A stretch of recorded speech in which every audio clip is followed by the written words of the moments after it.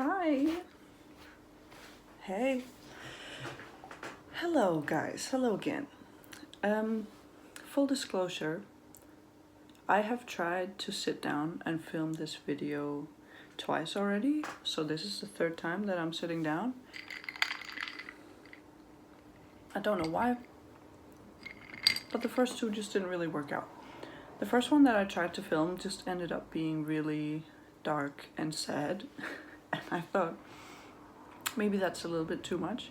And then the second one, I just sat there and I was just, what is that? That's my leg. The second time I tried to film, I just sat there and there were so many long pauses and I was blank and I didn't really feel like I had anything to say. So I just kind of ended it. But there's a lot of things swirling around up here now, so hopefully I can try to get it out. First off, I do have pimple patches on my face. They're not mainly for decoration, but they are very cute. Got a little star and a little heart. Cute. So yeah, I am officially on my birthday weekend countdown. I took a couple of days off work to celebrate my birthday, so I've got 4 days off. Did I just do this? 4 days off.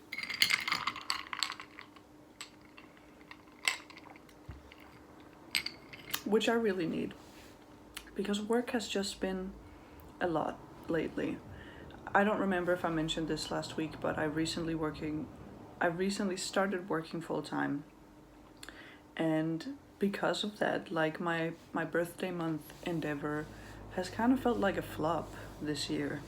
Like the last couple of years, I feel like I've done a really good job of like being present each day and reflecting each day and like coming up with interesting or reflective or, you know, funny things to say and post on my Instagram story.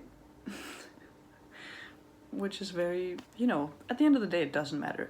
But I just feel like this year I haven't been able to be as present or reflect as much, just because work takes up so much of my time and my energy. I have tried to give myself grace and cut myself some slack and not put so much pressure on myself at work, which has been good, but I still just haven't had that extra headspace to really do birthday month the way that I really wanted to. But that's okay. We're here now, and I have the next 4 days off to do that reflection and to do that calming down and to just get into a more fun headspace. Like last week I was thinking to myself, like, I don't really feel like celebrating. I don't feel like having fun. I'm not in the mood to have fun. I just want to do nothing. I just want to not work. So yeah, it's been hard. And I was watching a Brittany Broski video recently. Shout out to Brittany Broski. If you don't know who she is, you should check out her podcast, The Broski Report, and her show, The Royal Court. She's so funny and she's very smart and insightful, and I just love her. But she was talking about how she's been feeling some burnout with making her podcast and making content. And, you know, maybe people that enjoy her content, they aren't able to see that because she shows up and she looks and talks and acts like her normal self. But she was kind of saying that what she has to do behind the scenes to be able to get to a point where she can perform like that is kind of not healthy. You know, she's been drinking a lot of caffeine, and I definitely relate to that. Like the last couple of weeks have been really bad for me with my caffeine intake. Like there's been days where I would have like a huge energy drink in the morning. Excuse me. Like I would have a huge energy drink in the morning, and then around like 4 p.m. I would just crash and I would have to go get another coffee or something. And I've been collecting my my cans, and it was kind of confronting at the end of like 2 weeks to see that bag full of cans, thinking about how much money I had spent on energy drinks and thinking about how much of that like unhealthy chemical that I had been putting in my body just to be able to get to a point where I can perform at a normal level. You know, I think that is kind of a red flag. And you know, I've kind of been feeling burned out for a long time, I think. I probably for about a year I've been experiencing like intense anxiety, and I've also been having panic attacks for the first time in my life. That's never been something that happened to me, but like about a year ago it started happening, and I'm still trying to figure out how to navigate that. I want to go to therapy, but the reality as an international student is just that it's too expensive, and I'm doing this full-time job just to make ends meet. You know, I'm not doing it we're not really in a place yet where we can like upgrade our lifestyle. And obviously I think therapy shouldn't be a luxury. It should be accessible to everyone. Even if you're an international student, you're not a citizen, you don't have Medicare, whatever, I still think it should be available. And maybe it is. Maybe I'm just ignorant because I haven't done the research. And that's one part of what makes it so hard, is when you are struggling mentally, like that, the drive to seek help or to do anything like above base level what you have to do is just, it can be really hard. But I wanted to share like just a tiny success story from that journey. Just keep in mind that I've been experiencing intense anxiety, like debilitating anxiety and panic attacks for more than a year now. And about 2 weeks ago, I decided to just sit down and just learn a little bit about anxiety and panic attacks. I was like, okay, well, I don't have access to therapy right now, but the least I can do is just Google, what is anxiety? What is a panic attack? How do I know if I'm having a panic attack? What are the symptoms, etc.? So I did that, and you know, it's not therapy, it's not gonna fix me, it's not gonna heal me, but it was helpful. I was able to go in and learn about panic attacks and anxiety, and actually like confirming, oh, that is what I'm experiencing. Because I think like social media these days is so oversaturated with mental health language. I think a lot of these terms have kind of lost their meaning and lost their weight, and people will just throw around terms like, oh, I'm so OCD, or oh, I'm so ADHD, I'm so autistic, like just as more of like as a comedic punchline. Like they're saying it for fun, or they're saying it just because, like they're not really putting any weight to it, and it's no longer a medical diagnosis. It's like, if you're a little bit quirky, then you're autistic, or if you like things clean, then you have OCD. Which is, I love that we're destigmatizing mental health and mental illness, but maybe we also need to come back to recognizing that these are medical diagnoses. We shouldn't be self-diagnosing, and we shouldn't be throwing these terms around.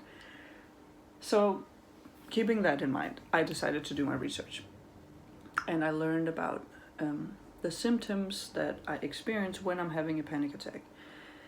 And one of the things that happens to me is my hands will start to like tingle and go numb and get really cold. And I learned through this research that my body is doing that because it's prioritizing blood flow to the brain to make the body ready and to like be on high alert to face a threat or a danger. And obviously most of the time there is no threat or danger. It's just something that the brain perceives, and she's preparing herself to face whatever it is that she's afraid of in that moment. So last week on my day off, I was at home with Joel, everything was normal. And then kind of out of nowhere, I started to notice that my hands were feeling numb and tingly and really cold to the touch. And I just said to Joel, like, I'm not feeling well. And just having that awareness and learning about the symptoms in my body, I was able to kind of catch a panic attack early, and I was actually able to like calm myself down, and it didn't develop into a full-blown panic attack because I knew the signs, I knew what my body was doing, and I just laid down and I explained out loud to Joel. I was like, oh, my body is doing this because it's prioritizing blood flow to the brain. She thinks that I'm in danger, like this is what's happening. And he was able to just sit there with me and be like, you're safe, there's no danger here, you know, I'm here with you, nothing bad is gonna happen, you're safe. And it was just really, it was helpful. It was a helpful tool to be able to catch it early so it didn't develop, and to be able to understand why my body is doing what it's doing. Because for me, like a big part of panic attacks is that like not knowing what's going on, and you have all of these unfamiliar sensations in your body and you start to freak out, like what's going on, am I dying, am I having a stroke, like, you know. And when your brain is already anxious and filled with like worst case scenario thinking, then that can be so terrifying and scary to have these unfamiliar sensations in your body.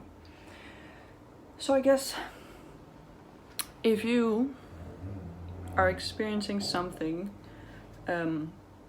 mental health related, and for whatever reason you haven't had the time, money, energy, or drive to seek professional help, I would encourage you to educate yourself.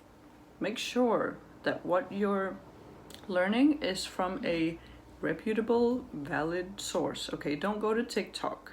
Don't go to Instagram Reels. I need you to go on a professional website with an organization that handles mental health and gives like proper information, and then just read about it. I'm gonna recommend one. I forgot what it's called.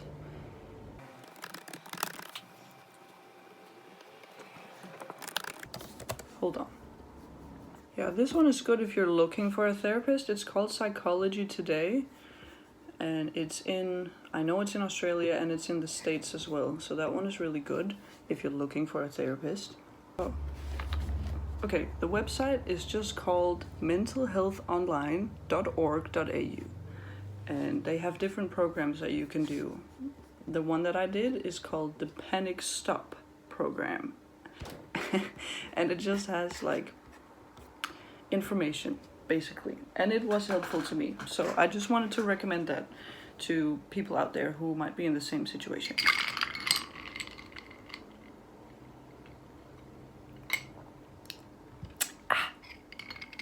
Another success story that I wanted to share is, last week I talked a lot about how it's hard to make friends as an adult and it's hard to maintain connections as an adult.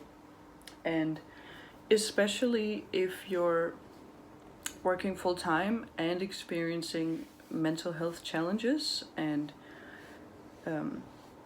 life just gets so full.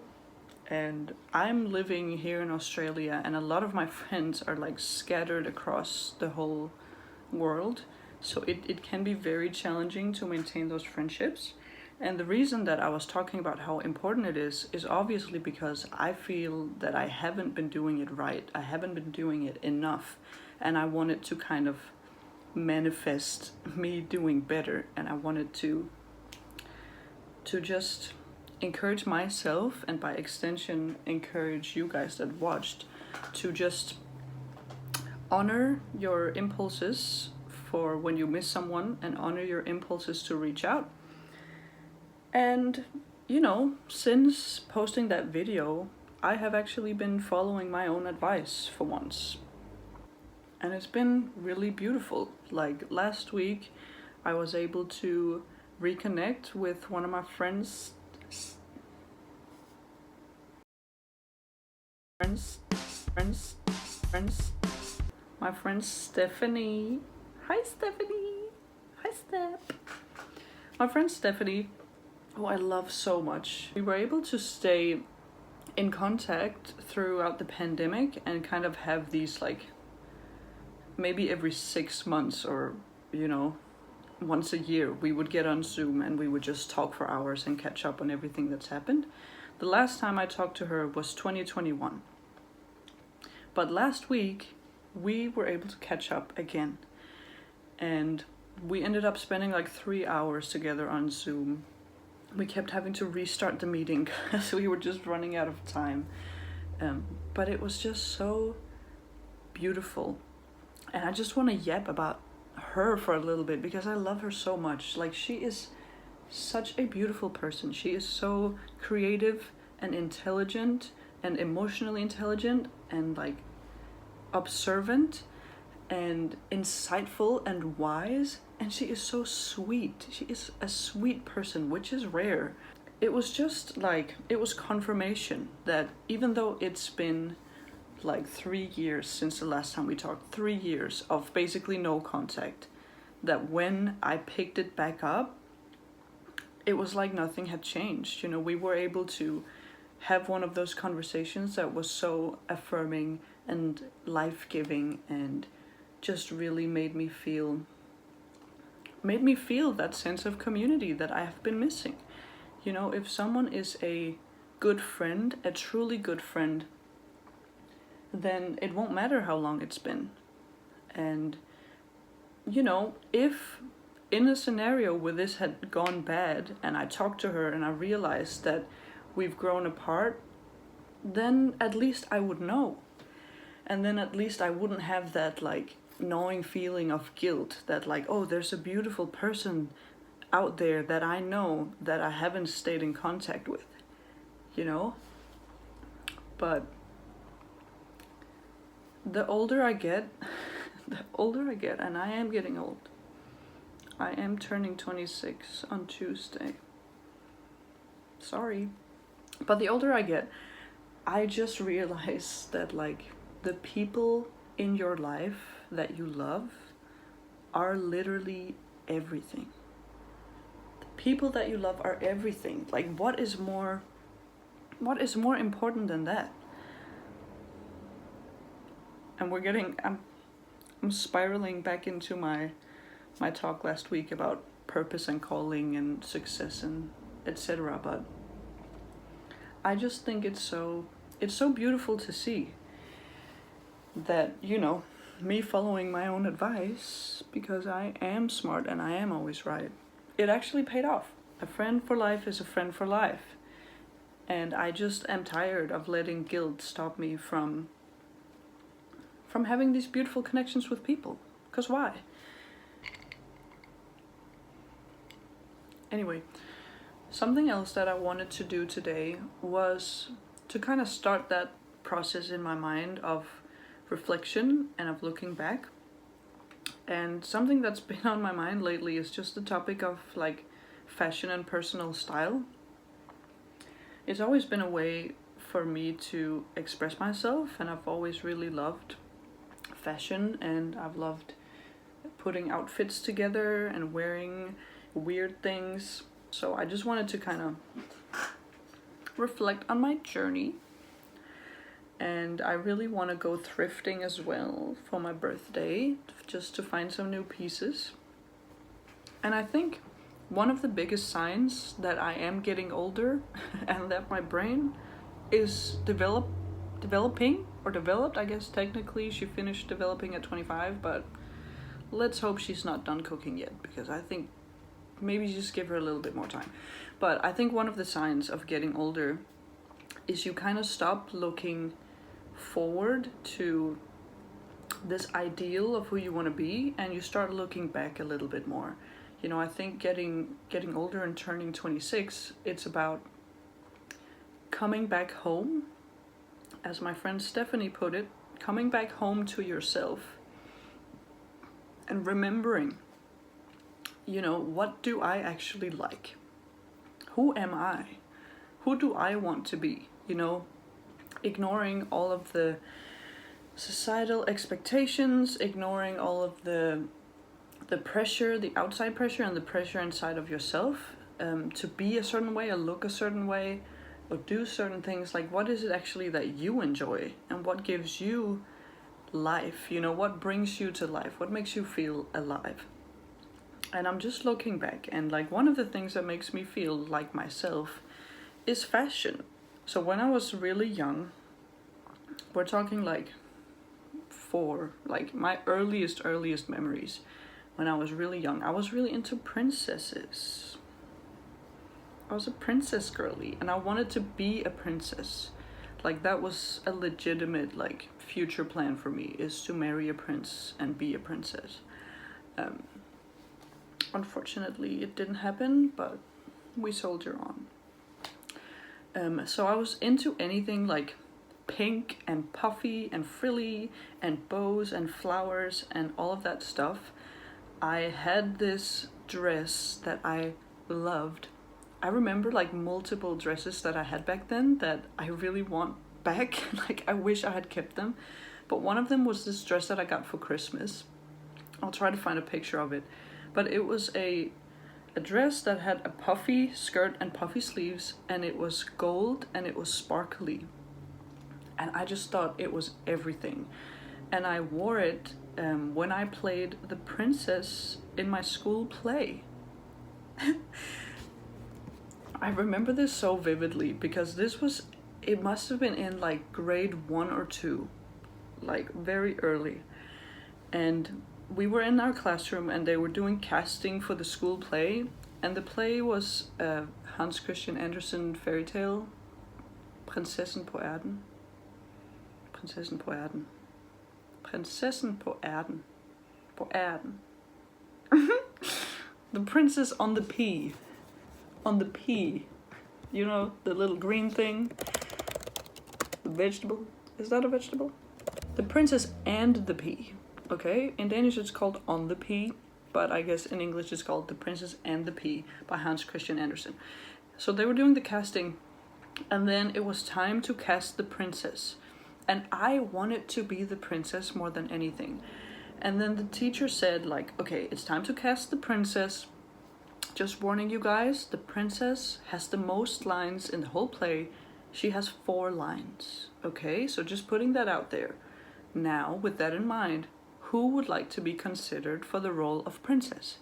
My hand shot right up. Okay, I didn't care if the princess had 100 lines. I was going to be the princess. So my hand shot right up. And I looked around. Girl, no one else had their hand up. Girl, no one else wanted to be the princess. So I didn't have to go that hard because no one else wanted to be the princess. And my teacher was like, oh, that's great. You know, Hannah, you be the princess. And I remember all my friends coming over afterwards and being like, are you sure? Like, 4 lines. Are you sure, like, you can handle it? Like, I would be terrified. And I was like, whatever, I get to be the princess. So yeah, that was what I was into. I also have this photo. This is like the first school photo that I ever had taken. So this must have been like the 1st grade, I think. But this dress I also remember really loving. Like, just like a puffy sleeve, puffy skirt, red princess dress. And of course I wanted to wear it for my school picture. Okay? The other people were wearing like jeans and a t-shirt, but I was gonna serve. I was gonna show up and I was gonna eat it up. Okay?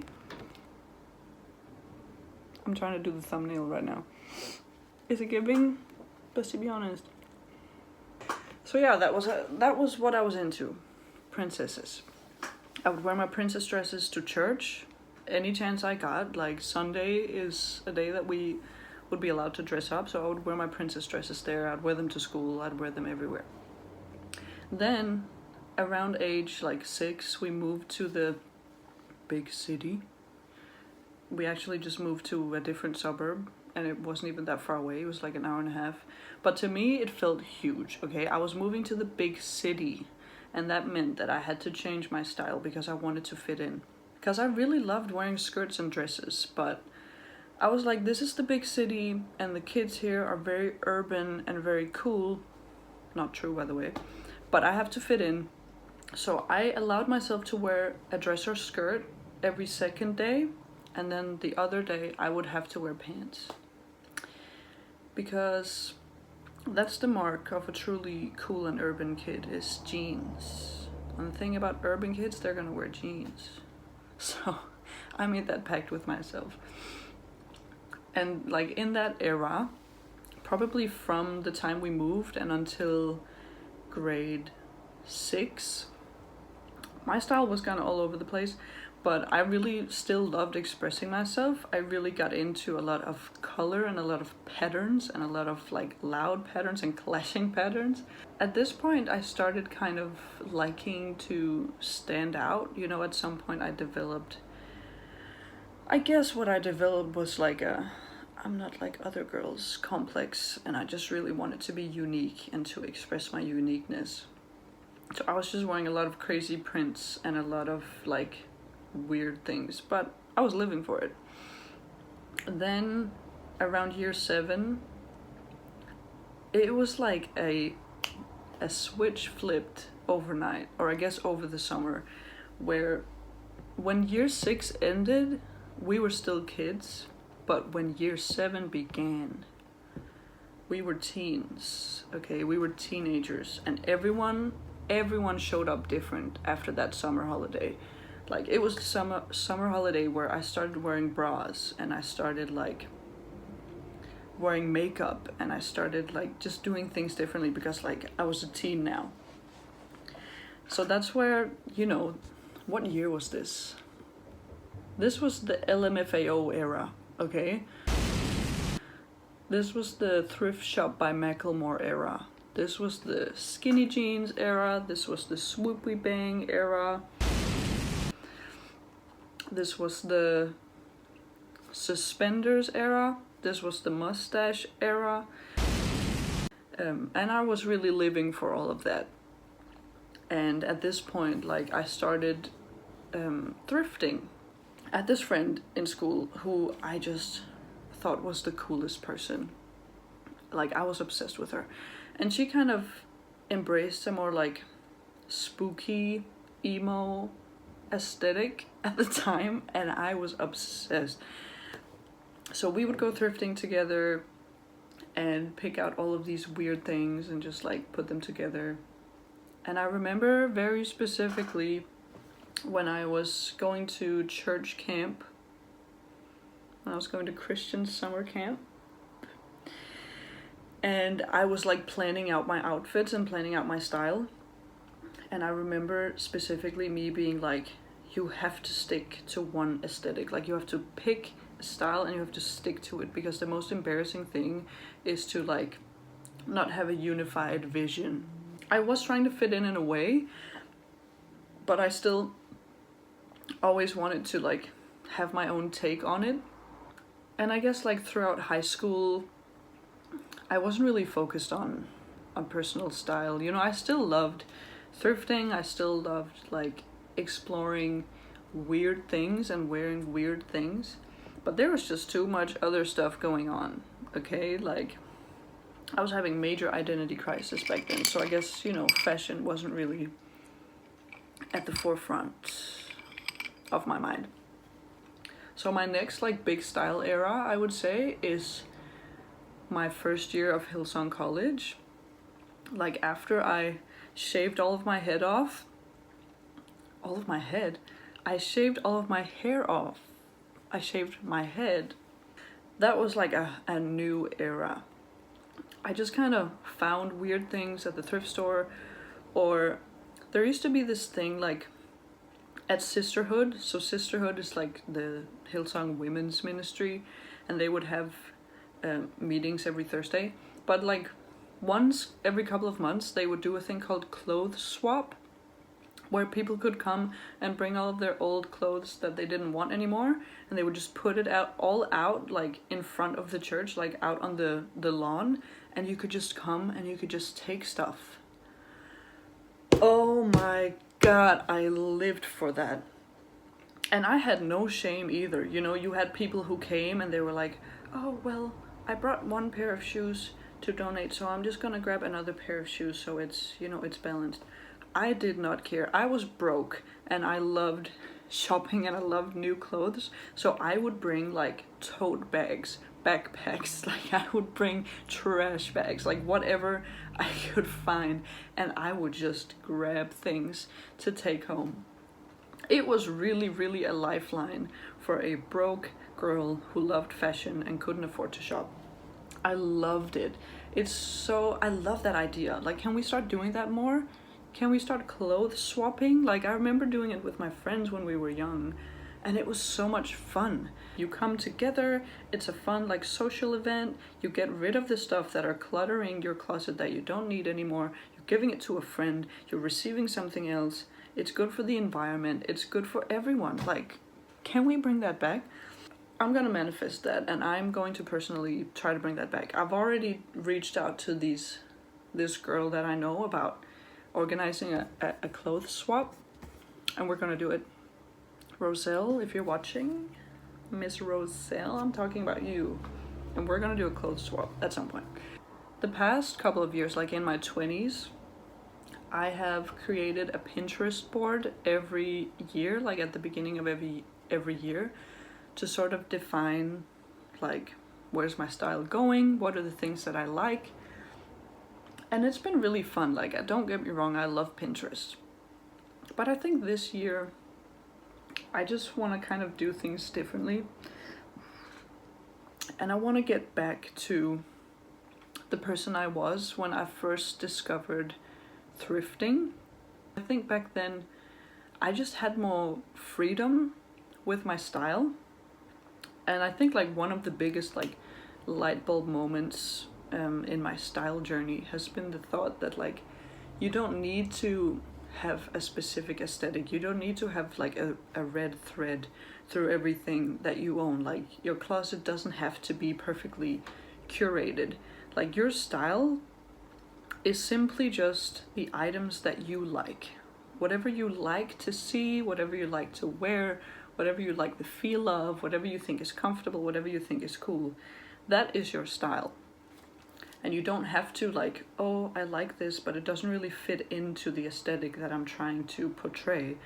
It's like, that's sad. Like, if you like it, bring it in and incorporate it and find your own way to incorporate it. I think that's what really makes good taste, is someone who just honors their instinct and their intuition, who honors their intuition in terms of fashion.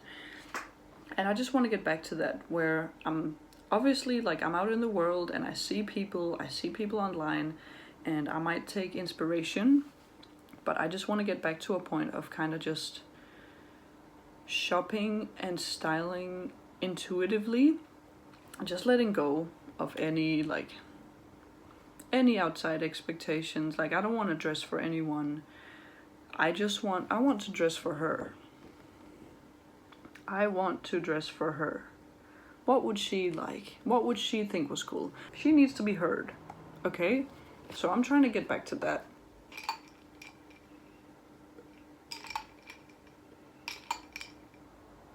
By the way, when I was in like the 8th grade, I used to have a blog, a fashion blog, and I really, really wish that I hadn't deleted it.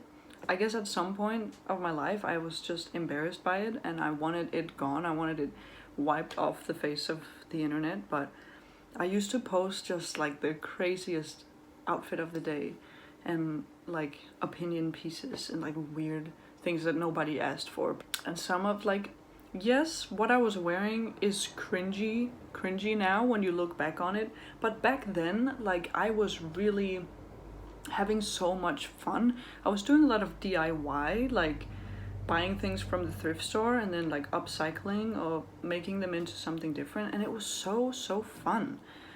And I just want to rid myself of the idea of cringe, you know? Of course, if you look at this in 20 years, the things that I'm wearing, the things that I like, the things that I think are cool, obviously aren't going to be cool anymore, because that's just how the style cycle works. I'm just tired of being controlled by it.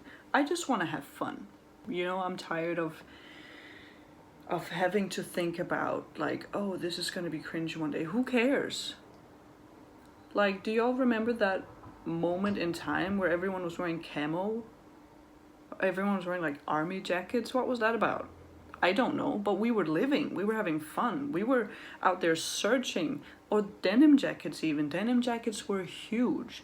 And maybe now we're thinking like, we went a little too hard on the denim jackets, but back then it was fun. Don't get me started on the side ponytail, or the swoopy bangs, or the eyeliner, or the high-low skirts, or the statement necklaces. We were having fun, we were exploring, we were being ourselves, we were expressing. So that's what I'm trying to do. I want to get back, and I want to find out, what do I like outside of all of these external influences? Like a part of me really wants to just delete social media. Like just delete it, get rid of it, and just see, like, without that input, who do I then become? What does my style then look like? What kind of person am I then? What kind of issues am I talking about? Like, just from existing in the real world and being grounded in what's around me. I think, if anything, like, it would just be a cool social experiment to test without these constant influences from the outside. You know, what does that leave me with? Because that's who I was when I started on my style journey. I didn't have any references. I didn't have a Pinterest board that was perfectly curated with, oh, you need this thing, you need this thing, you need this thing. I was just out here existing and seeing things that I liked and being like, oh, I'm gonna incorporate that somehow. Bring it back. I was just saying to Joel and Grace yesterday, like, technological advancements are good to a degree. But at this point in time, I think we've taken it too far. Like, there was a point in time where we should have stopped. And yesterday I was saying, like, when we were inventing like the plow and like things to make it easier to farm and to make crops and produce food, like, that was good. Like, whoever invented that, thank you. But like, should we have ended it there? Should we have just said, okay, we can feed ourselves, we can shelter ourselves, you know, building houses or structures or whatever to live in. We got food, we got shelter, we're good. Would that have been better? Like, I was thinking about it the other day when I was at the mall and I saw this like acknowledgement of country, because obviously Australia is a colonial nation. Indigenous land was taken and colonized. And I was like, why is there a mall here? Why is there a mall here? Like, can we get rid of it?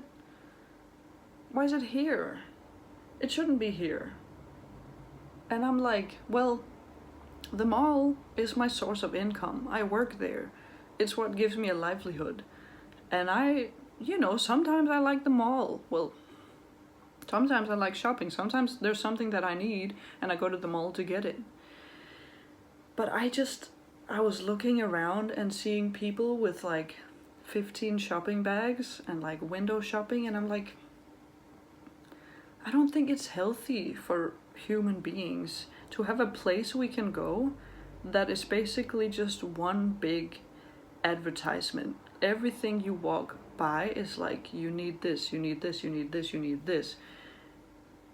You need to buy this, you need to spend your money on this, you need to get this treatment, you need to get this. Like, I don't think it's a healthy activity as humans to go there with the intention of being marketed to. People go there just to hang out, and then they see all of these things that they are being told that they need. But if they hadn't come to the mall that day, they would have had no idea that that's something that they needed. And the way that some of these stores like change their window display every single day, so that if you came there yesterday and you saw something, you're like, oh, that's in trend, I need that. And then you come back the next day, there's something else that's in trend that you need. It just blows my mind. And I was also talking to Joel and Grace yesterday. I stole this question, by the way, from Caleb Heron on his podcast, So True. If you need something to listen to, go listen to that. But he was asking his guest, like, if you became like the president of the world, like if they put you in charge, what are the first 3 things that you would do? And I don't know, like, I think it's just a fun thought experiment. Because we all have these ideas of what would make the world a better place. But if you need something interesting to reflect on or to think about, just think about that. What are the first 3 things that you would do if you were put in charge of the world?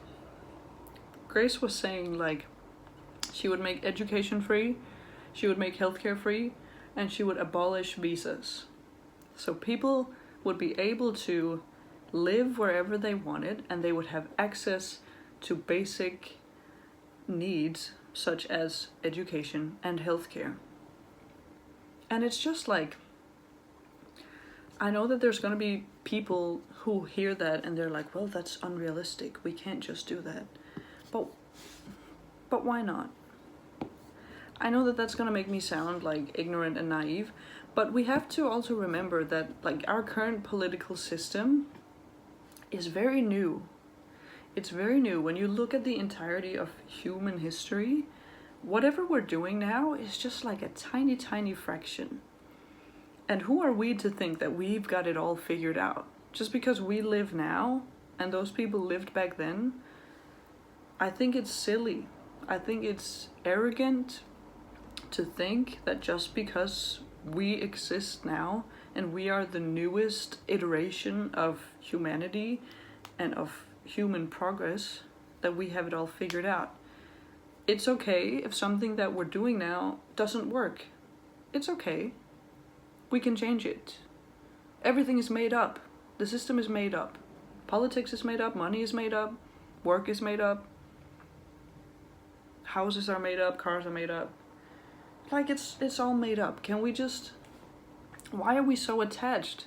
Why are we so attached to the way that things work? I guess because it is working very well for a small minority of rich and powerful people. But it is also not working well for a huge majority.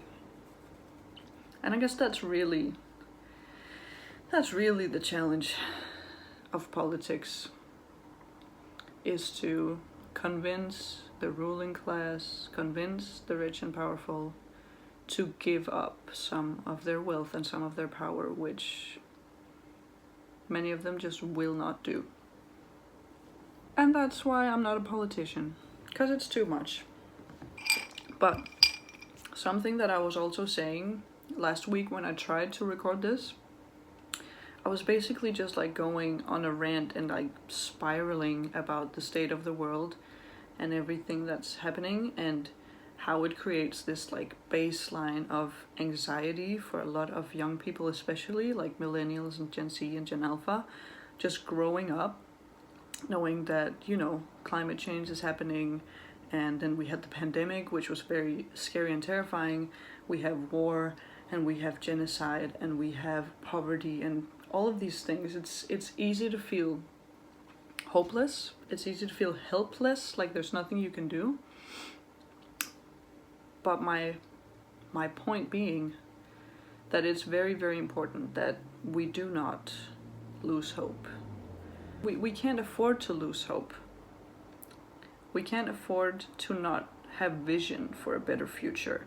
We can't afford to stop thinking about, like, oh, if I was the president of the world, what would I do differently? We need people that are aware of the situation that's happening in the world and not, you know, not turning a blind eye to it, seeing it directly in the face, educating ourselves about the history of the issue, what it's about, all the moving parts and pieces, and then using our brains, using our empathy, using our creativity to envision a better and a brighter future. Because that's how revolution happens, that's how change happens, that's how real improvement happens and positive change, is when we see the world for what it is, but we don't just accept it for what it is. We need to have vision and we need to have hope.